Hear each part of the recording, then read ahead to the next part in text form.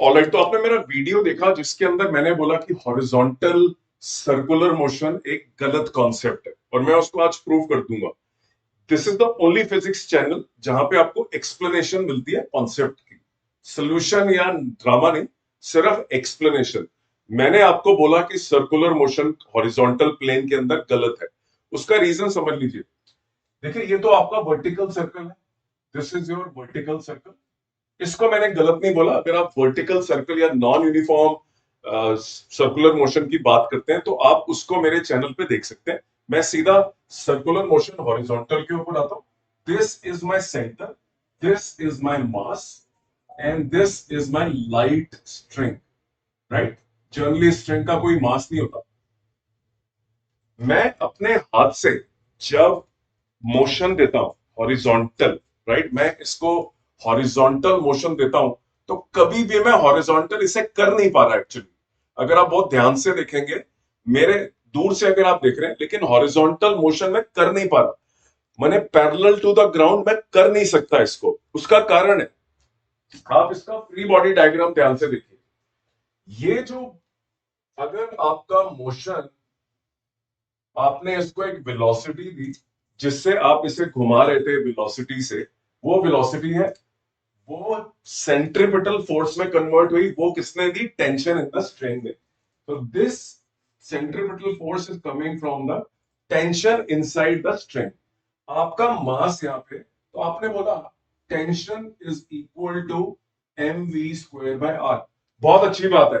अभी तक आपने यही सीखा होगा अपने इंस्टीट्यूट में, कोचिंग इंस्टीट्यूट में और अपने टीचर से। लेकिन आप बहुत ध्यान से देखिए, मैं इसको फिर घुमा के दिखा रहा हूं आपको। मैं अपनी तरफ से इसे हॉरिजॉन्टल बनाने की कोशिश कर रहा हूं, ये हॉरिजॉन्टल बन नहीं पा रहा। आप देखेंगे कि जब मैं इसे तेज वेलोसिटी से भी मैं घुमा देता हूं इसको, I am able to move it with fast velocity, लेकिन एक्चुअली ये अभी भी हॉरिजॉन्टल प्लेन में नहीं है। थोड़ा सा नीचे की तरफ झुका हुआ है, लेकिन एक्चुअली क्यों झुका हुआ है आपको समझ होनी चाहिए। What exactly goes wrong? देखिए, होता ये, अगर आप इसको घुमाने के लिए थोड़ा सा आप इसको ऊपर की तरफ घुमाएंगे, अगर आप इसको ऊपर की तरफ घुमाएंगे, then what will happen? Use, ये एंगल आपका थीटा है, ये अगर आपकी टेंशन T1 है, इसका जो हॉरिजॉन्टल कंपोनेंट है वो आपको अभी भी सेंट्रीपिटल फोर्स देगा। So T1 is equal, T1 cos theta is equal to mv square by r।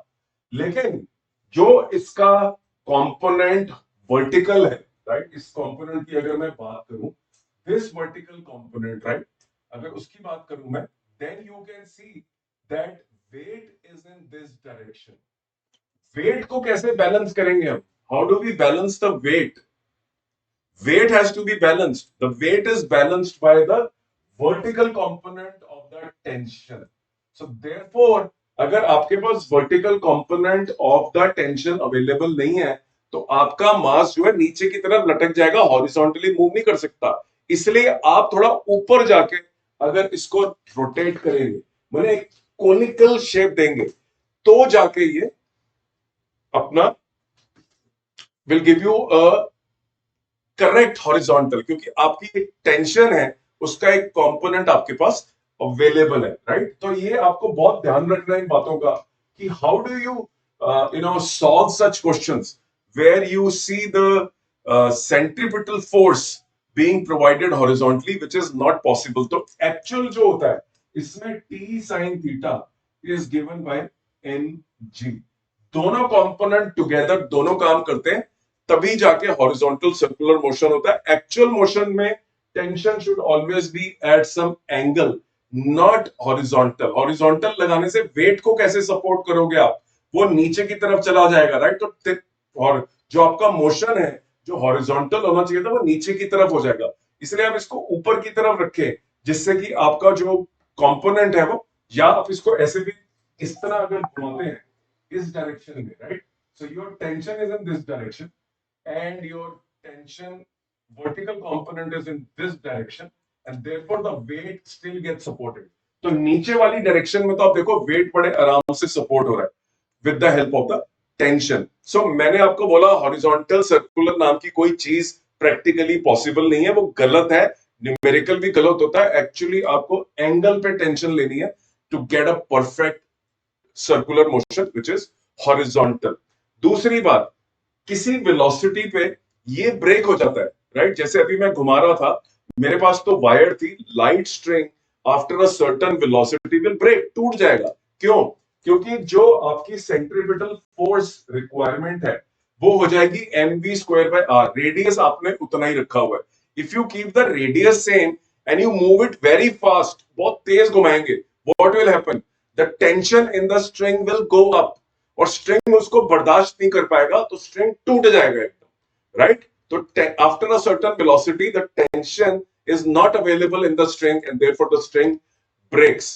अगला पॉइंट, जब बॉडी अगर इससे छूट जाए, what happens? If you are moving in a horizontal circle with tension at an angle, what happens?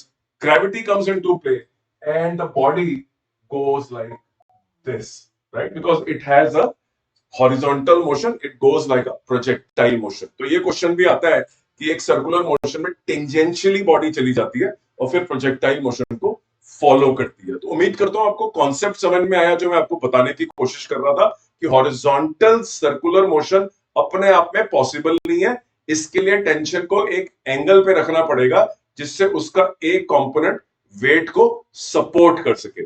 Thank you very much for watching my video. Subscribe to this channel for some excellent concepts. इस channel पे 2500 physics के maths के question solve है जो JEE mains और NEET physics और बाकी exam के अंदर आते हैं। स्टेट बोर्ड में जितने भी एंट्रेंस एग्जाम है, आंध्र प्रदेश, तेलंगाना, सब में आते हैं ये क्वेश्चंस। आप सारे इस चैनल को सब्सक्राइब करिए, आपको फैंटास्टिक एक्सप्लेनेशन मिलेगी।